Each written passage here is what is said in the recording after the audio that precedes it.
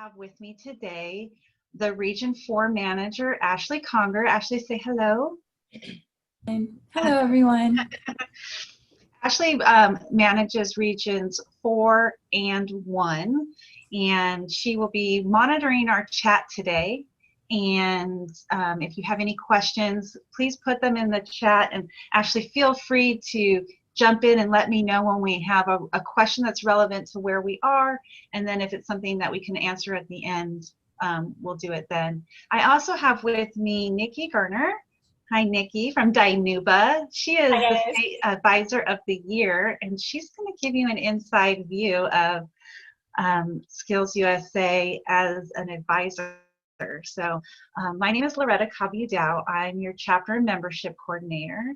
I'm a former member of Skills USA, so I have a unique perspective as I did what those students were doing in our first session. I led as a student. I later became a business owner and served as a volunteer for Skills USA California as the alumni coordinator. And just 2 years ago, I came on staff. So I am happy to be here. I'm happy to work with new advisors. It's one of my favorite things to do. So here we go. We are going to start with an icebreaker, and Nikki is going to lead us through this. So I'm going to get my annotation set up here, and then you can get us off and running. How does that sound? Sounds great. All right, guys. So again, welcome. Good morning. So we all know how we start our classes, hopefully, and or end our classes is on a positive note. And so today we're going to start off with an icebreaker that's called 3 words. Hopefully you're familiar with it. If not, basically you come up with a topic and or a theme, and then you start the conversation with 3 words. Then you have somebody that's annotating the conversation. So at the end of it, you can see everything that everybody knows about the topic in which you're talking about. So Loretta is going to be our notes taker today, I guess. I'm going to try, and I ask for grace in my spelling as my typing skills are, you know, okay. So normally I would have our secretary of our club do this, and or our parliamentarian, because they're very familiar with our Skills USA general membership, basically. And they're able to interact with the kids as they're actually doing this. So they can call them out by names. Normally they're pretty good with names. Okay, so we're gonna go ahead and get this started. So the 3 words that I'm going to say are Skills USA can. And so now if somebody else will go ahead and turn their mic on and reply with 3 more words. That's technically 2 words, Nikki. Darn it. Okay. Skills USA can benefit student leadership. Okay, I heard someone jump in. What was that? Student leadership. Loretta, you forgot an and. She said and student leadership before. So those are her 3 words. Okay, guys. So as you guys are chiming in, remember you have to use 3 words. Teach professional skills. Perfect. Good job. Go ahead, somebody else. Even if you're not sure of your comment, go ahead and jump in. Just give us. It's fun to see what we get at the end. Advocacy and marketing.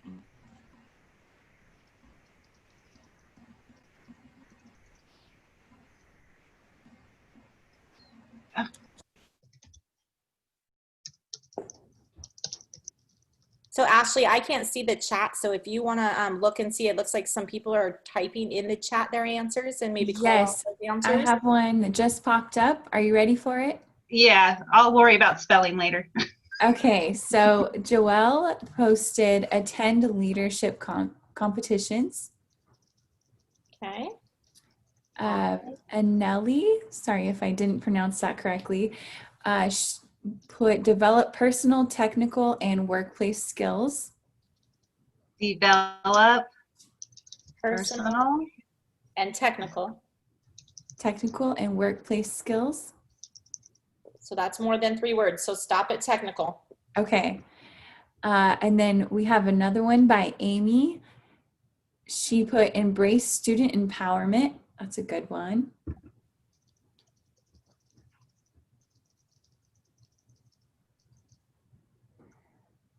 And then we have improve student confidence. Ooh, I like that one.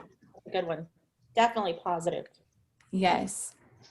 We also have another one from Alma, create community leaders. Nice. Like that one too. Richard posted self-motivation, and we were cut off at 3 words. There you go. We have Paul put encourage career development. Awesome.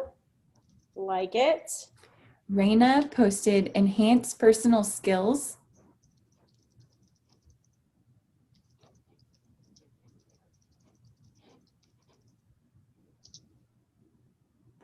Kristen posted organized decision making. And I think, Loretta, for the sake of time, we'll do 2 more, Ashley, and then we'll go ahead and stop and we can talk about what we have on the screen. Okay, we also have foster soft skills. And last one from Tina, network with others. Okay, so no English corrections right now because we haven't added commas or anything like that. But in your classroom, you'll have students that will go back and they'll say, oh, you forgot a comma. Oh, you misspelled that. You know, they're first to click on how we can mistakenly make mistakes ourselves. Okay, so on the screen it says, Skills USA can benefit, and Loretta, I have a box. There we go, thank you. Benefit and student leadership teach professional skills, advocacy, and marketing, attend leadership competitions, develop a personal and technical embrace, student empowerment, improve student confidence, create community leaders, self-motivation, and encourage career development, enhance personal skills, organize decision-making, foster soft skills, and network with others. All right, so I think overall that is a pretty awesome sentence. So a lot of you do know some of the basic foundations of Skills USA. So this is this activity, super simple. It just kind of gets your creative juices flowing, and it allows for you to elaborate on specific topics in which that you're going to talk about, especially when you get into your 3 areas of personal, workplace, and technical skills. All right, Loretta. Thank you, Nikki. I'm going. You're welcome. Yeah, you did a great job, and I just imagine students running through that really, really well. So we are going to talk about, gotta move our faces out of my way. We're going to talk about defining some things. We need to talk about what is chapter management. You're going to hear things like CEP, POW, framework. These are things that Skills USA talks about a lot. And so as a new advisor, those could all look like foreign vocabulary. We'll talk about resources that are available to our chapters through the national organization. We'll talk about what Chapter of Excellence program is and how it helps you run your chapter. We will talk about the program of work, that's the POW, and how this helps you touch on all the elements that makes a really good rounded chapter. And we'll talk about the Skills USA framework and how that was developed and why it's so important to incorporate that into your chapters.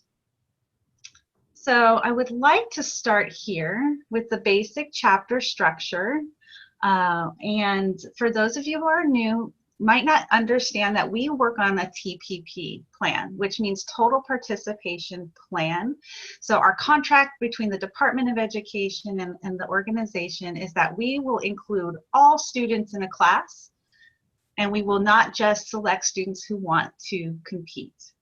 This is in alignment with Perkins and CTIC funding, and it makes those membership fees an allowable expenditure under those funds. So all students in a class must have the accessibility to your CTSO in order for you to be eligible for those funds. Okay, you'll have a chapter officer, excuse me, a chapter advisor, and you might have many chapter advisors if you have multiple programs in your school, such as maybe a medical program, a carpentry program, and a photography program. Those will each have their own advisors. And chapters with multiple advisors often elect or appoint a lead advisor, someone who does the work of guiding the chapter officers and the work of just coordinating the efforts. Not to say that they should not do work if they're not the lead advisor, just that there's someone giving that communication to everyone. Also, their officers, this is where the student leadership comes in. Your chapter should have 6 chapter officers, and if you haven't already received your membership kit for the year, that's okay, because it's all available online in a digital membership kit, and we'll have those links on page 22 of your guide.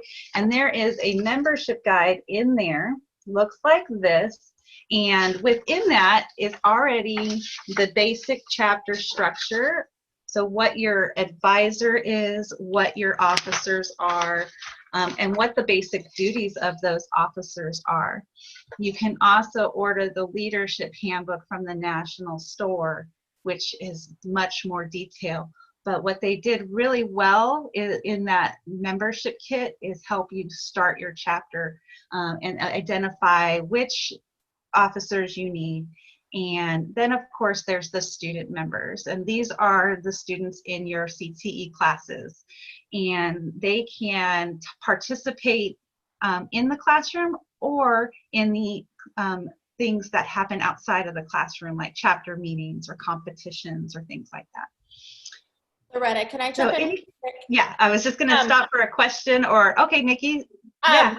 So back to where you guys are talking about your actual chapter officers. So something that I have done is I have added a second treasurer, and that only has helped me with completing and getting things done in a timely manner. So I don't know about you guys, but our district, we struggle a little bit with getting things approved. First, it's got to go to ASB, then it has to go to the district office. Anyways, so it kind of helps that they tag team each other, because they're responsible for setting up fundraisers, letting our district office knows, as well as keeping track of all that information. And it just always is good, especially when they're counting money and things like that from fundraiser perspectives, to have 2 sets of eyes and 2 initials. So it has really worked for me. So it's something that I would highly suggest doing, is splitting that treasurer position up.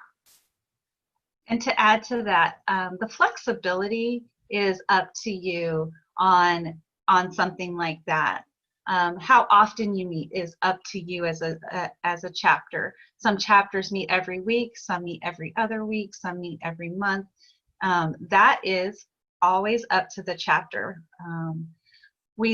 I like to tell advisors, let's set 3 basic goals in your first year. And so let's talk about that just a little bit. So I always recommend that a new chapter follow the Chapter of Excellence program, and again, we have links to that for you, and we'll outline that a little bit more in a few minutes. But what I want to talk about is that you're just going to start with level 1. We're not going to get too complicated and try and do all of it the same year, unless your students decide that they want to go farther that year, okay? And then we want to talk about including the Skills USA framework in your class and your chapter meetings. And finally, we want you to try on Career Essentials, which is the curriculum that we give to our Skills USA members, and it leads to a credential.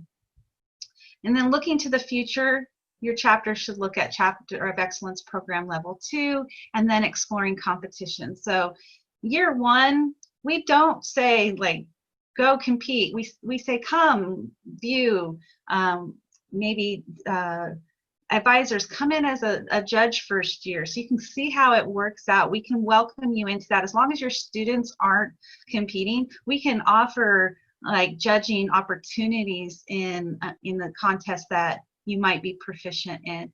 Things like observing competitions, and while we will be virtual this year, you won't be able to observe them like you have been able to in the past at a live event, but normally we would say come and observe and don't compete your first year, but you are not prohibited from competing your first year. So we're going to ask Nikki a few questions. I'm checking out our time, so I just want to make sure we're doing okay. We're at 8:44. We want to be back in general by 9:30, so we're doing pretty good. All right, Nikki. On the spot. Putting you on the spot. They want to hear from you. What did you do your first year? What did your first year chapter look like? Not what it looks like right now. Not why you're the advisor of the year. Think back. Tell me and our guests what it was like year one. Okay, so if I can go ahead and talk about this. So first year as chapter, before I get started on that, real quick in the chat, can you guys tell me if this is your first year brand new, or can you tell me if this is like your second year and this is your first year taking over as a leadership role? Only because this is gonna help me kind of wrap up at the end. So if you guys can put that in the chat for me, and that will kind of help me with where I'm going at the end. All right, so my question was, what did your first year as a chapter look like? So I can honestly tell you that this is my 5th year involved with Skills USA.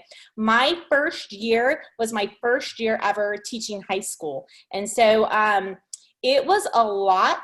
I came on board and they're like, okay, well, in order for you to get Perkins funds and CTIG, you have to do this, this, this, and this. And so you've got to start a CTSO. And so I was like, okay. And they're like, you're going to this training. This is what you're doing. All right, perfect. Sounds good. So CTSO, I attended my first fall leadership conference, and I'm a positive person. I'm super high energy, and I was excited about doing this. And I kept telling my advisors, all right, if I'm going to do this, I'm hitting the ground running. This is what's going to happen. We're going to do this full-fledged. It's going to go into my classroom, and I'm starting with my bare minimum. So my first year, our enrollment numbers were, I think I had 82 members in total my very first year. And so after that, of those 82, I took 47 my first year to competition. 47, we went to Paso, I'm Region 2. And from that 47 at competition time, we had 29, if I remember right, 29 that made it to state that first year. And then from state, we had 3 individuals that won gold medals and went back to nationals from my very first year. So I hit the ground running first year. You sure did.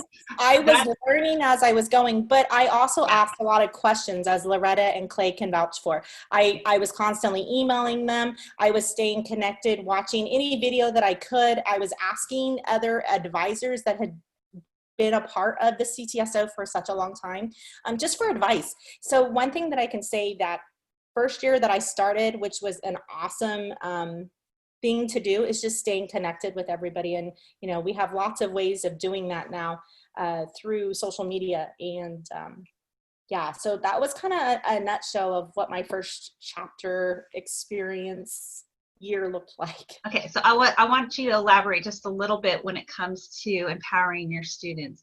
How did you identify the first set of students that would help lead your chapter and become your first set of officers? Okay, so I currently, as I knew, but I teach, well, that first year I was teaching senior English. I also, I was teaching 3 periods of what's called life management. It was a dual enrollment course with one of our local community college as well, and it's called AT40, which is preparing for employment. And so it pretty much mirrored what Skills USA does, where we focus on our 21st century skills and how can you get a person's voice to become positive, and how can they relate to themselves in an overall structure.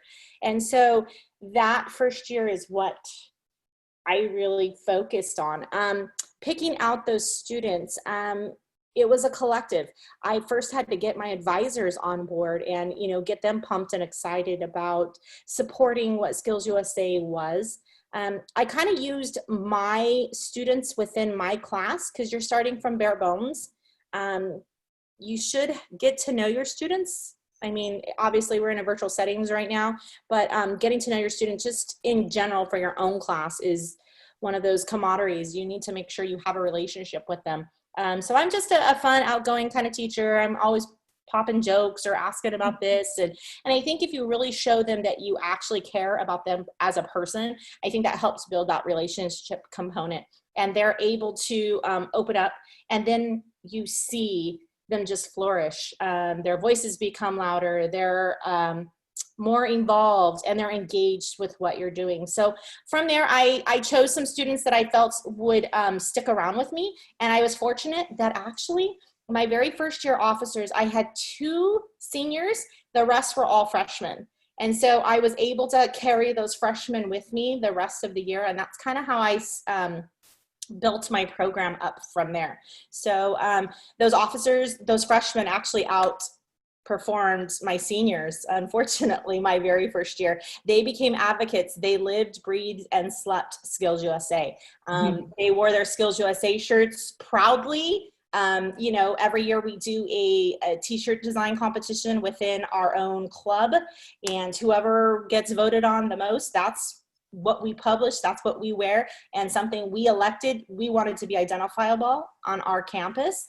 And so students, this was all them. You got to remember that the CTSO, and that's something that's extremely important, is that this is about them. It's not about you as the advisor.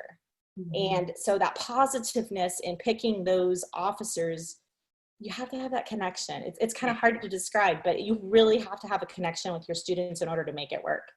Okay, wonderful. Does that answer your question, Loretta? Yeah, it does. And I'm sure there's going to be some other questions. I've shared that story. I've shared that same question with many advisors and have gotten a few different answers, but yours is by far the most common.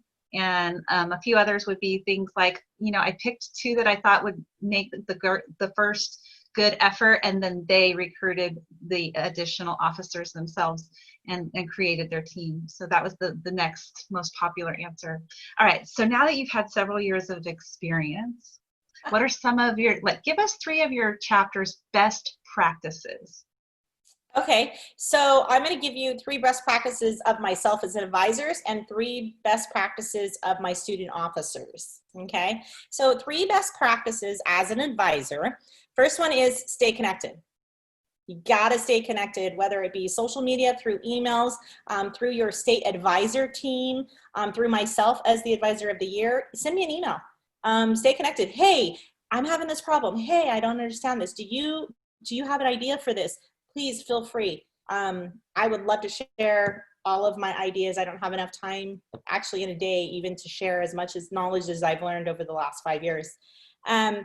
Stay connected. That's number 1. Number 2, set chapter goals. Set chapter goals for you as the advisor. What do you want to see your students accomplish? Okay. And then the third goal, as far as for me as an advisor, is to marry or to engage all advisors and or teachers and or admin and or students in that third component. And so what that looks like is setting up a common knowledge channel. And so for me, it's been Google Classroom from day 1. From my very first year, I have set up a running Google Classroom. So I post minutes from any of our meetings there, any information that we're doing, flyers, community service events.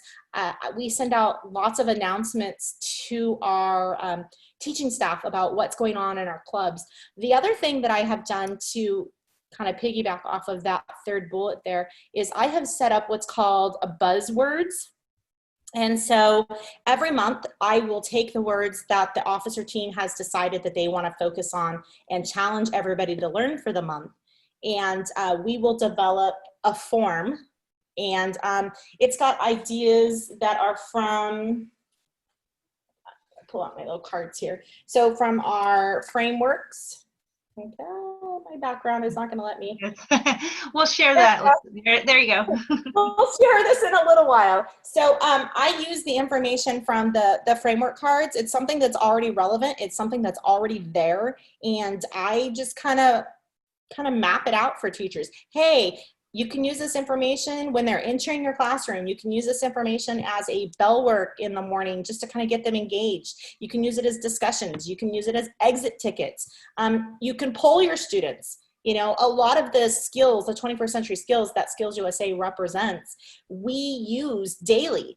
And it's just a matter of us realizing it as teachers, no matter your subject you teach. We're all teaching communication. We're all teaching teamwork. We're all teaching personality skills or personal skills. We're all learning how to work together. And we're all focused on our CTE overall objectives and standards. We're focusing on that technical skill component. And so that third category I kind of make and take to myself, and I really use that. Although I do have input from my student officers. And so my president, every month, I will have either my president, secretary, vice president, whoever I have that's on my list, they will detail a email to the teachers and the advisors of Skills USA. Obviously, we include our admin, just letting them know, hey, this month, this is what we have going on in our chapter. We just want to say thank you again for supporting our CTE and our chapter organization for Skills USA. But hey, these are some areas, if you see some of our kids out in the quad, ask them a question, ask them what we're doing. And it's just that engaging piece. Okay. Now you said you had some student best practices too. Correct. Okay. So I'm just keeping you on time because we could talk on any of these subjects for the whole hour, but we won't do that. So tell me 3 of what your students' best practices are as officers. So the student best practices on the other end, they pretty much mirror what the advisor does. Obviously, we want to engage our students to try to carry out what needs to be taken care of. So for my students, the first thing is just feeling welcome. It's like that participation component. Like, I want them to know that this is their chapter. I'm just the advisor. I'm the backup person. I'm just the one that kind of helps you move things along. So really, it's just that communication and participation is goal number 1. Through that, they have set up murals, bulletin boards. They take and set their chapter goals up. They make them very relevant to the public, to everybody, what our chapter is about and what is included in that chapter. Goal number 2 for them is staying connected. So again, they have their own Officer Google Classroom, which all the advisors and the main advisors are on board with. We post all of our officer meetings. We meet once a week. So whether it's a quick 15 minutes or it's a quick 45 minutes for training or different things of that nature, we do that. The last thing that they have done is they have set up folders, which has been now, I have 4 years of work in these folders, and they carry it on. And so they call it Skills USA for Dummies. I laugh at it because they're not dummies. They're super smart, but they call it Skills USA for Dummies. And they dictate in there. They talk about, hey, this is what's going on, or these are ideas, and they move things around and they change names up. But it's a great way for them to understand what CEP looks like, what POWs look like, what other fundraisers have been done in the past, how much money we've made on certain things. Budgets are in those folders, as well as all of the chapter goals that they have had, or that we have had at Dinuba for the last 5 years. All of our community service projects that we've ever done have been there. So it's a great way to stay connected and maybe bring up things that have worked in the past back to light. They have a photo album on there. They've got promo videos. There's all kinds of stuff. But just staying connected, that's that main goal. I see how that Skills USA for Dummies can be so useful for the incoming officer team each year. So that's a wonderful way of setting precedent and also sharing knowledge. We're going to go on. Loretta, here. we did get one comment. Oh, yes. Thank you, Ashley. Paul shared that his cabinet has been setting up Zoom bonding sessions also with their members. Perfect. That is, I'm hearing that a lot right now for our virtual chapters that have begun to meet, and that's awesome. So we recommend for new advisors that you get that membership guide that I mentioned, the leadership handbook, and possibly the leveraging your leadership. This is another little tool on the national website. The link to those things are on page 22.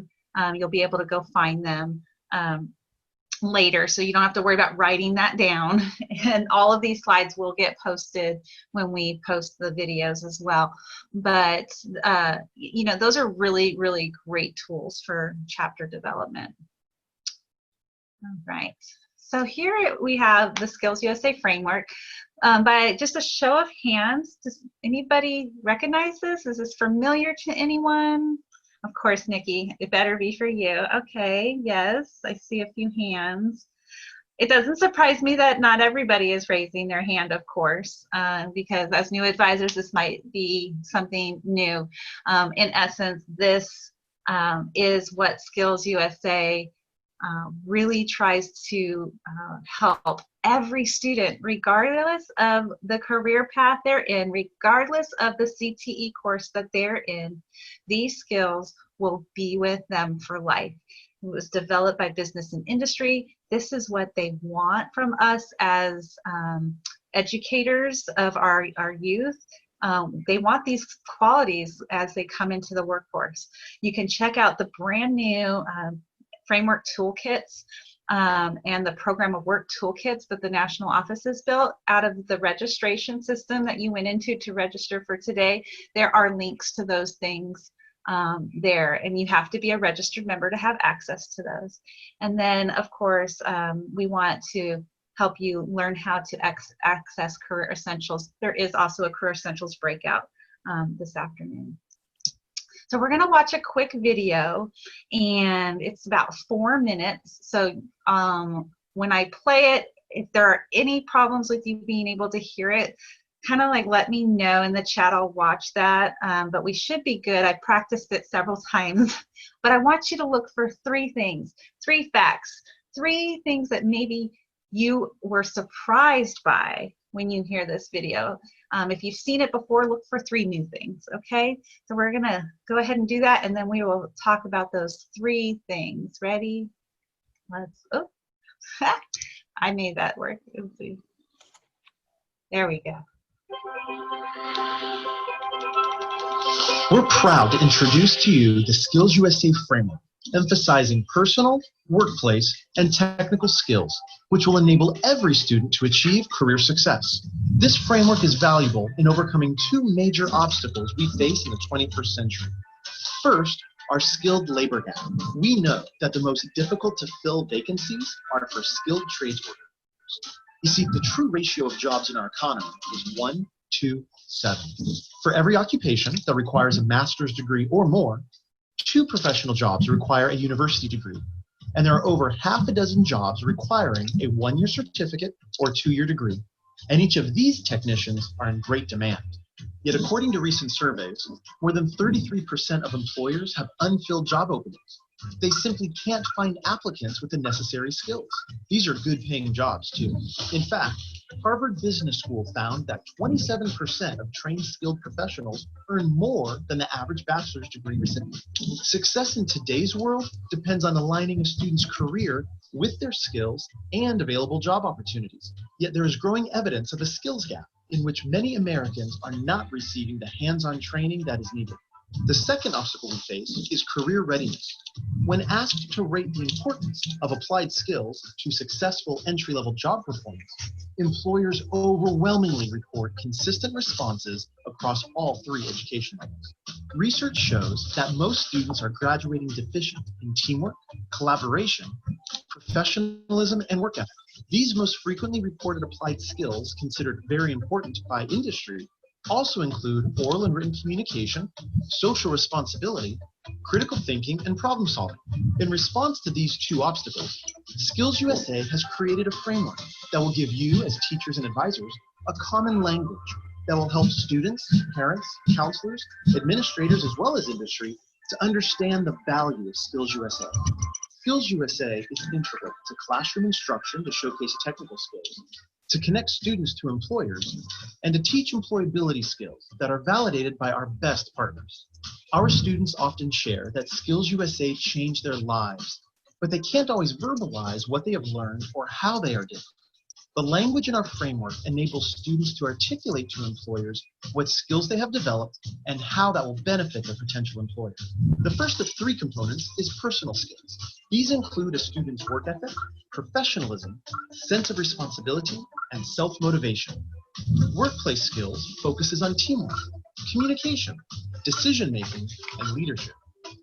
Technical skills grounded in academics includes areas such as computer and technology literacy, service orientation, safety, and health. This trifecta of student success has been validated by multiple sources and research studies. The framework centers on industry demands and builds the foundation for relevant, intentional student learning and leadership development. This framework will create a common language nationally for what students gain through their involvement with Skills USA. It also provides a vision, enabling us to develop rich experiences, building these skills in all students. Through it, we'll be able to assess and compare student skill development nationally. The intentional guided instruction of framework skills will meet employers' needs and provide true career readiness. But the only way students will develop and use the common language is if we become intentional about its use. Skills USA continues to empower its members to become world-class workers, leaders, and responsible American citizens. You make a difference. Join us in placing our members on a pathway to a better life.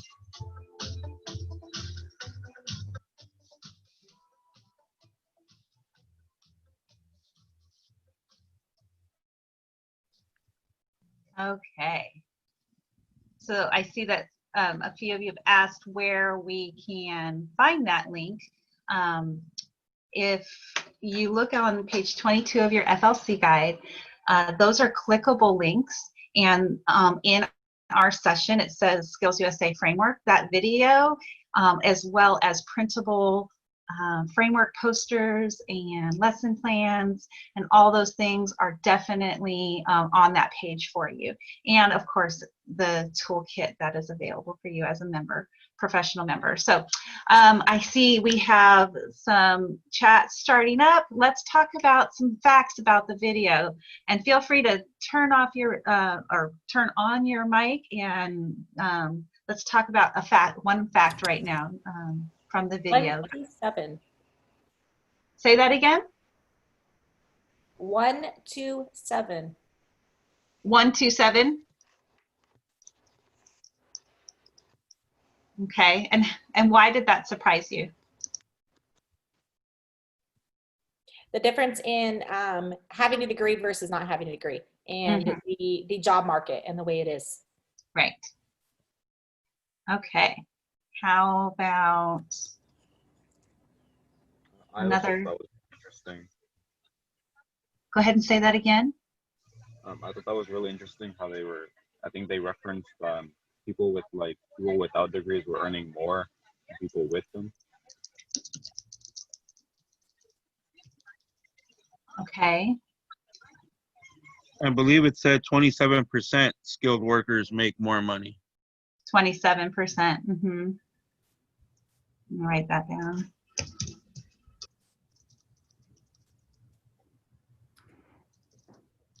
We had Amy share in the chat box, Loretta. Yes. She said the two obstacles, the skilled labor gap and career readiness. Mm-hmm.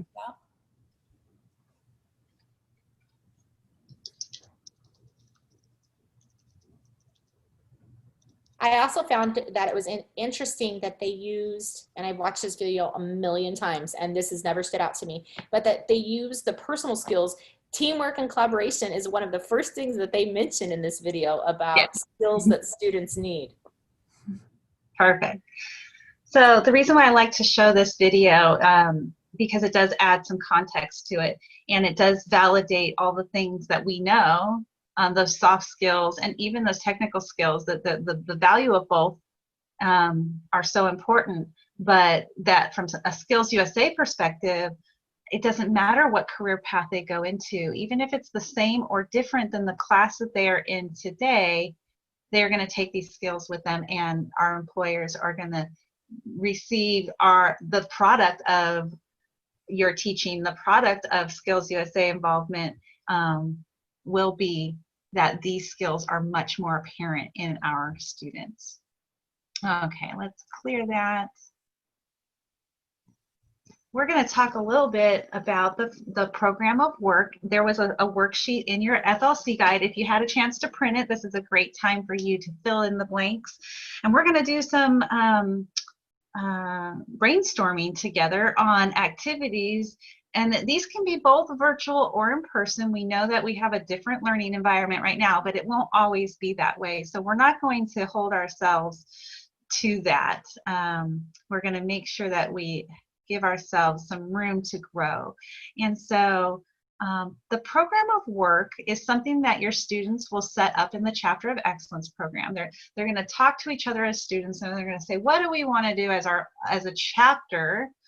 And that can be anything from competing to community service to fundraising. But we have this program of work to help guide them as to what things they should touch on during their school year. So for workplace skills, it's defined as participating in career exploration, planning, and work-based learning opportunities, including Skills USA championships. So let's, Nikki, I'm going to ask you to give us one example of what your chapter does to promote workplace experiences through their program of work, and then we'll ask our guests to pick, to come up with one. Okay, so workplace experiences. One that I would say that's highly sought after and the kids enjoy doing it is actually attending a school board meeting. So how, you focus on how is the process of getting things approved on how to spend money and different things of that nature. And it all tying back into that use of Robert's Rules of Order. Okay. All right. Advisors, how do you think your chapter could do an activity around workplace experiences, and what would that possibly be?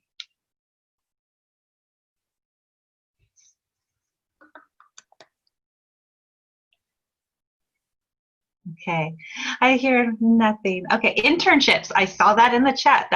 That is definitely a way to encourage workplace experiences. Also job shadowing, guest Mhm. speakers, interviews. Yeah, I'm going to add that. They've been posted in the chat. Yeah, that's okay. Pre-apprenticeships. Yeah, all of those things. Oh yeah, virtual industry tours is huge right now. Huge. And of course, Skills USA championships, those are the competitions that are led by business and industry. So engaging in competitions is definitely one way your students can also do that. Also having maybe guest speakers come in, whether virtually or in person, from the industry in which they are learning from. Another great way to do that. Okay, so let's talk. We're coming up on some time because we're doing good stuff. Okay, we're gonna kind of have to breeze through this one a little bit, but this is just to kind of give you an idea of what your students can sit down and do together. For leadership development, establishing interpersonal relationships, individual and team development through chapter operations, leadership competitions, and individual growth plans. Nikki? Sure. So for me, I like to run public communication competitions. So my students will come up with a 30-second speech, a 10-second speech, a 15-second, something related to what we're currently focusing on. Okay. All right. From our advisors in the room, what are some other ways to develop leadership within your chapters? What do you think what activities do you think your students might want to do? How can we get them to work together? Team-based projects is in the chat. Team-based projects. Mm-hmm. Yes.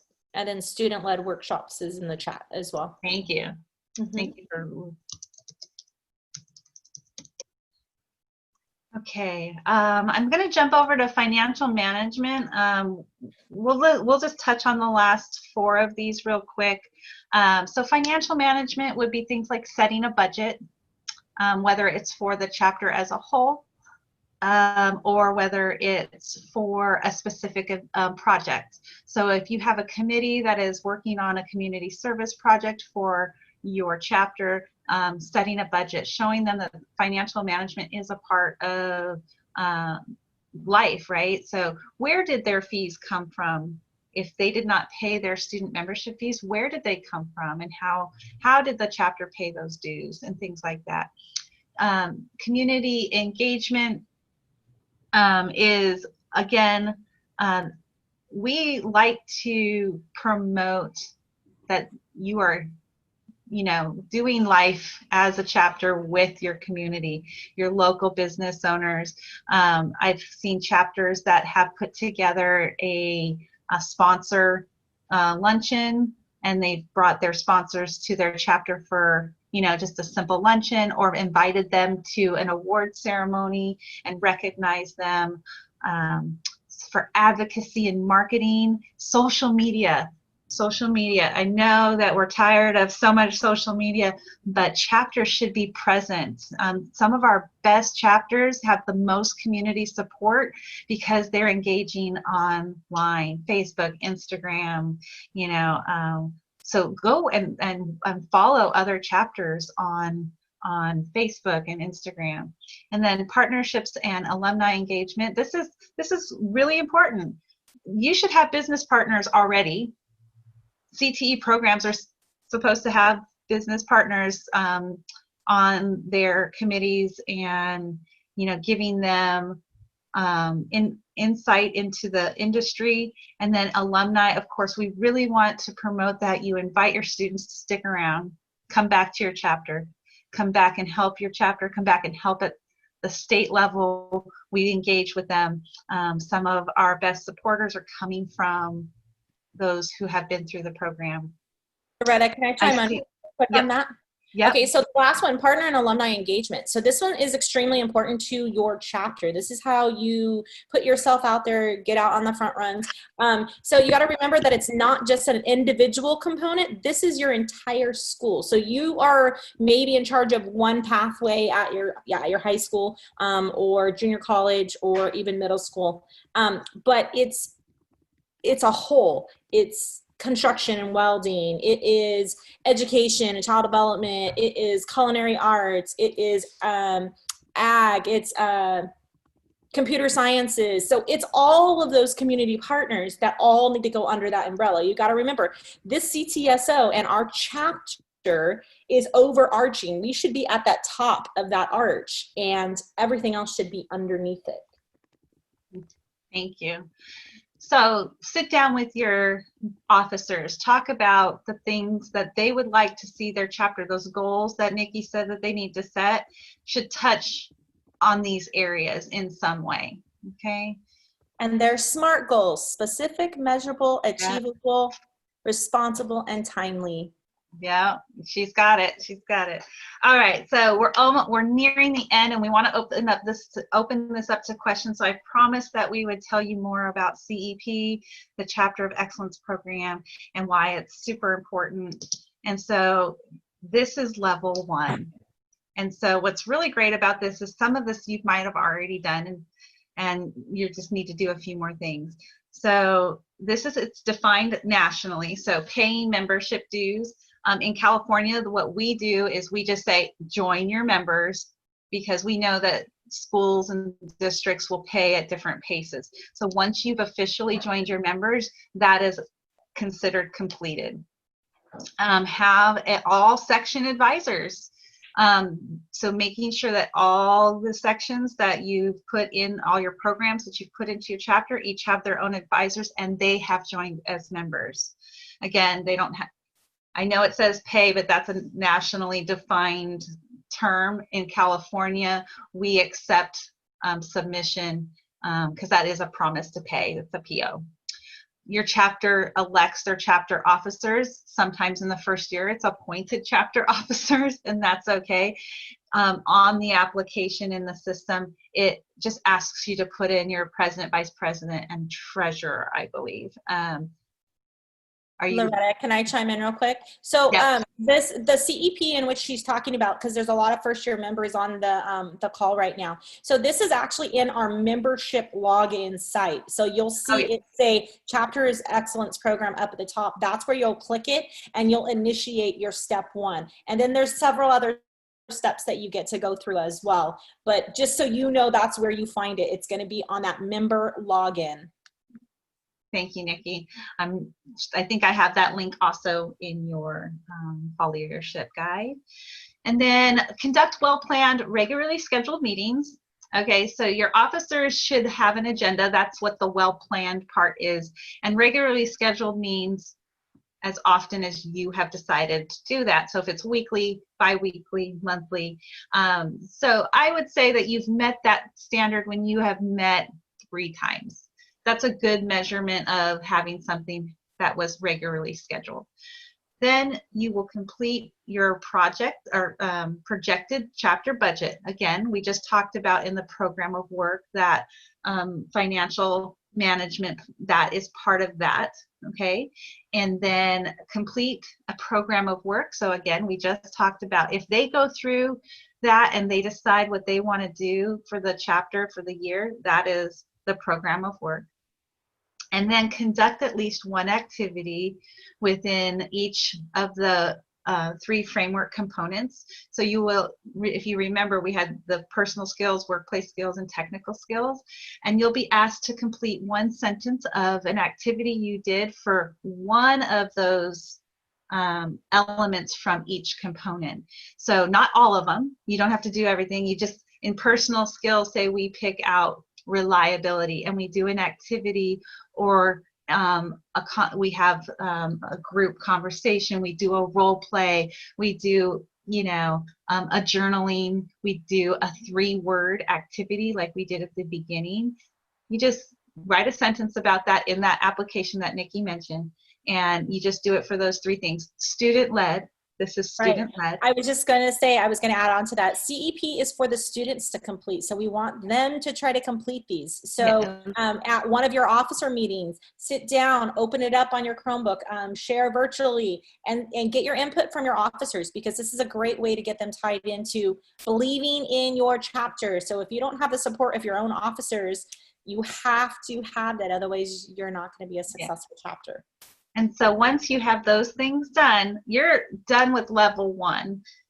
There's no support data required. When you get to level 2, it's going to ask that the students upload documentation for the activities that they engage in. But at level 1, it's the basic activities that a chapter needs to do to be considered a Skills USA chapter. At the end of you doing this little application on the CEP portion of the registration page, it will produce a document that shows that you've completed level 1. This has also been used to provide to administrators as proof of participating in a CTSO. So it's a really great tool for you to show that you are doing the student leadership component of having a CTSO in your program. So there's no other way you can really document that except by minutes at your chapter meetings and things like that. So the Chapter of Excellence Program Level 1 is a requirement if your chapter wants to compete, okay? So we ask that all chapters that want to engage in competitions be at minimum a level 1 of the Chapter of Excellence Program, and that's called a quality chapter. And that is due November 13th. That is the same deadline as registering for the competitions, or what we call them the Regional Leadership and Skill Conference. Those are where the competitions are held. So you want to complete level 1 and register for these events before November 13th. We had 316 chapters meet level 1 for the first time last year, and we had about, I think, 48 or 60 complete level 2. So not everyone will go on to level 2. We hope that they do, because level 2 makes you eligible for chapter incentive dollars, and Nikki can tell you. You're frozen, Loretta. Oh no. We Oh, did have a no. couple questions. Okay, I can go ahead and start answering those. Okay. Oh, there's Loretta. Froze for a second. You froze. Oh no! I thought you froze. Okay. Yep, you froze. So we Nikki, had I a was just question. asking, what level of CEP did you complete? We got all the way through level 2. And what did you score in level 2? We were, if I'm not mistaken, a bronze chapter. Okay. Bronze chapter. So we were one community service event away from silver. So yeah. So your chapter earns basically a medal, bronze, silver, gold, and we award incentive dollars to those levels. So you do have to complete level 2 to get chapter incentive dollars, and those funds change every year because the pot is still the same, but the distribution is different based on participation and completion. So level 2, if you want to complete level 2, you do that by February 26th. We have just 2 more minutes. I know that's not a lot to talk about questions because I do want to give you a few minute break before we go back into next general session so that you can go to the bathroom or something like that. So, okay, Ashley, go for it. So we have Lisa. She asked, is there a recommendation regarding the minimum number of students that we need per chapter as a first-year program? Okay, so that goes back to total participation program. You need a minimum of 1 whole class. So you cannot just pick a few kids from each class that you teach. It's got to be a minimum of 1 full class. That could be your capstone. It could be your introductory, just 1 whole class. And then hopefully long-term goals, you have all your classes put in, but they all must have access to the membership benefits of the CTSO, including curriculum, competitions, and student leadership. Great. And then Janet had a question. Yes. My question is, if some kids come in later on, can you add them? Yes. So, oh, go ahead and finish your question. Sorry. And then my last one. So I teach yearbook, and I have 2 classes, and product development. That's your end result of the yearbook. So if we have after school student-led sessions, would that be considered having that as a chapter? Okay. So to answer your first question, membership is pretty much open the whole entire school year. So you can add a member anytime and give them access to curriculum, chapter activities. However, they are not eligible to compete after November 13th. So only members that are registered before November 13th are eligible to compete. And those regional events are qualifying events for the state conference. And so they won't be able to compete at the state conference either.